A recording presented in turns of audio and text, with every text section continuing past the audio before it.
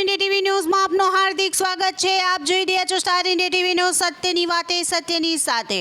દક્ષિણ ગુજરાત સહકારી cotton marketing union limited રૂ ભવન સુરત ખાતે યોજાયેલ પ્રમુખની ચૂંટણીમાં શ્રી મનહરભાઈ કે પટેલ કદરામાની બિનહરીફ વરણી તથા ઉપપ્રમુખ તરીકે શ્રી મગનભાઈ વી પટેલ બાંસનોલી તાલુકા હાંસોટની બિનહરીફ જાહેર થયા। તારીખ 30/8/2024ના રોજ દક્ષિણ ગુજરાત સહકારી કોટન માર્કેટિંગ યુનિયન લિમિટેડ રૂ ભવન સુરતના કમિટી હોલમાં સવારે 11:30 કલાકે પ્રમુખની ચૂંટણી યોજાઈ હતી। સભાના પ્રમુખ તરીકે ભરતસિંહ ચૌહાણની નિમણૂક કરાતા એજન્ડા મુજબના કામો હાથ ધરાયા હતા।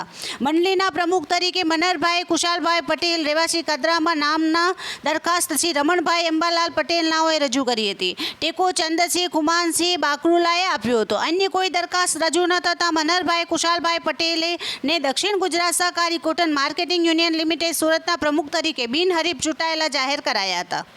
ત્યારબાદ સંસ્થાના ઉપપ્રમુખ તરીકે શ્રી મગનભાઈ વલ્લભભાઈ પટેલ તાલુકા હાંસોટના નામની દરખાસ્ત જયેશભાઈ નટવરભાઈ પટેલ દેલાડનાઓએ રજૂ કરી હતી અને ટેકો નરેન્દ્રભાઈ રતનભાઈ પટેલ કુદાદરાના આપ્યો હતો।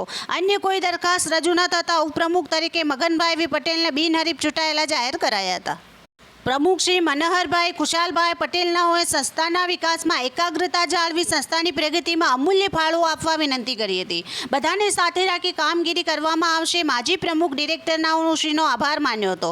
તેમજ CR પાટીલ સાહેબ, ગુજરાત સરકાર મંત્રી શ્રી મુકેશભાઈ પટેલ, સંદીપભાઈ દેસાઈ, ઈશ્વરસિંહ પટેલ તથા શ્રી ભરતભાઈ રાઠોડ, ભાજપા પ્રમુખ સુરત જિલ્લા ભાજપ મોવડી મંડળ જિલ્લા સંગઠનના હોદ્દેદારોનો આભાર માન્યો હતો।